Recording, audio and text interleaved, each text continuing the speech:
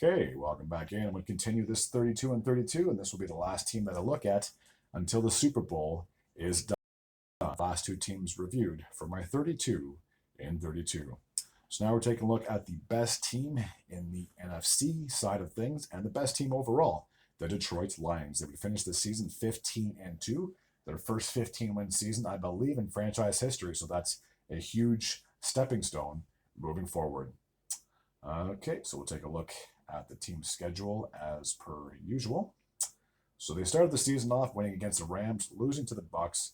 Then they would defeat two NFC West teams in the Cardinals and the Seahawks before their early Week 5 bye week. So they had a very early bye week, to say the least. And after that, though, they went on a 1, 2, 3, 4, 5, 6, 7, 8, 9-game winning streak, defeating the Cowboys, the Vikings, the Titans, the Packers, the Texans, the Jaguars, the Colts, the Bears, the Packers again, before unfortunately their winning streak came to an end when they hosted the Buffalo Bills.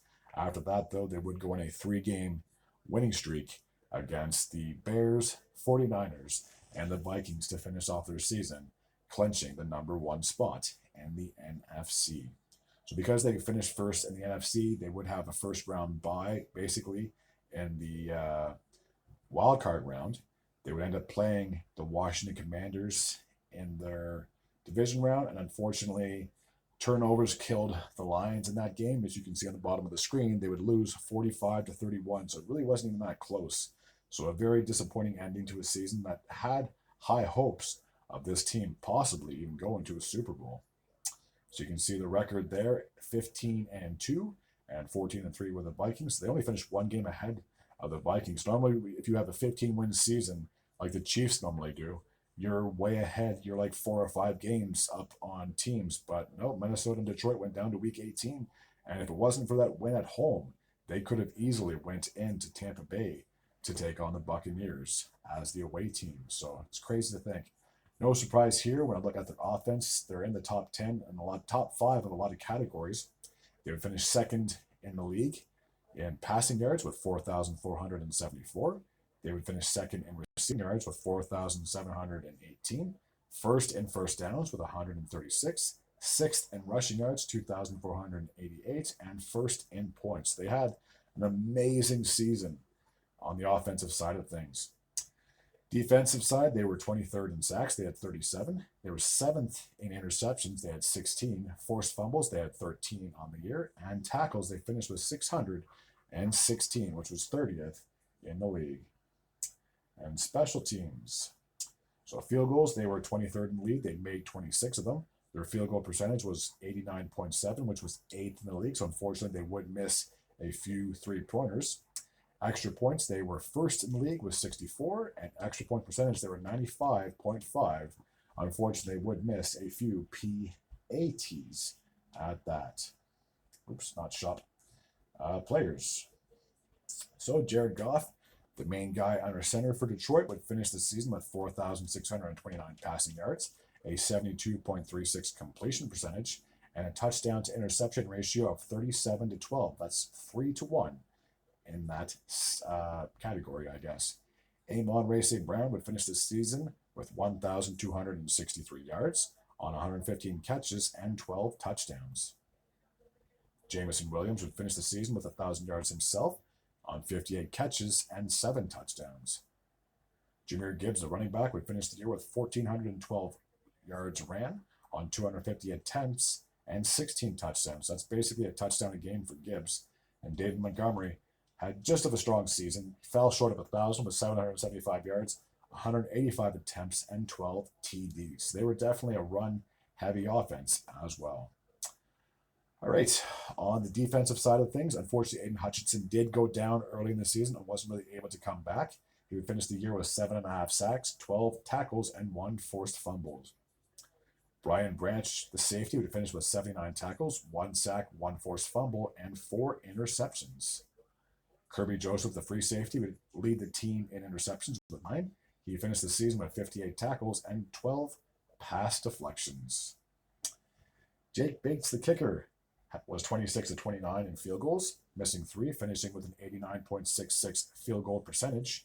And Jack Fox, the punter, would finish the season with 45 punts, 2,295 yards, and averaged about 51 yards a kick. So a pretty decent foot on the punter.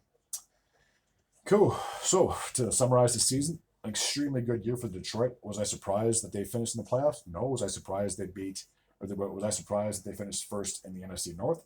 No. Was I surprised with a 15-2 record? Yeah. I didn't think any team aside from like the Chiefs could get 15 wins in a season, but they proved me wrong. And Minnesota, like I said, they were right on Detroit's tail as well throughout the entirety of the year. Going into next year, again, should be high hopes. I think it'll come down to, I think the top two teams in that division will more than likely be the Lions and the Packers. Again, I've said this in several of my other videos that the Vikings, to me, they're a bit of a wild card, no pun intended. They had an amazing year. I'm not going to discredit them for that, but again, there's so many questions when it comes to who's going to be their main guy under center. If Sam Darnold comes back and he has another year like he did this year, then there very well could be three teams from the NFC North that make the postseason again next year. But I just don't really know. I don't know what their future holds. And again, like J.J. McCarthy, do you really want him on the bench 2 years in a row, watching from the sideline? I would want him on the field, especially if you drafted them that high in last year's draft. So for the Lions, again, playoffs, are they expected? Of course. Will they get the division? Possibly. I can see it. But they got to get a playoff win now. Like they made it to the NFC Championship last year. Again, they had Super Bowl aspirations on their mind this year, but unfortunately, the Commanders won their divisional matchup just 2 weeks ago. So next year, should they be Super Bowl favorites? Possibly. Can they get there? I don't know. Can they? They really need to. Like this fan base has been dying to get back into the Super Bowl, and I don't think they've made it to the Super Bowl since it was introduced back in 1967. So it's been well over half a century since the Lions have seen any championship games. So I'm sure they would love to end that drought. So yeah, I got the Lions making the playoffs, possibly getting the NFC North again for the second straight year. But will they finish first overall in the NFC? That's a tough question because I believe San Fran's going to bounce back. And then after that, the NFC East, you're looking at possibly the Eagles as well. So I think they should finish as possibly top three in next year's NFC overall standings, but I don't know how far they'll go from there. So as always, I'll wrap this up, and I will have my review for the Eagles and the Chiefs once the Super Bowl is done in 2 weeks from now. And then I'll be done this 32 and 32, and I'll be looking forward to any off-season moves made by all the teams, trades, and drafts as well. So there should be lots of off-season happening, considering you got 5 months before football is back on TV.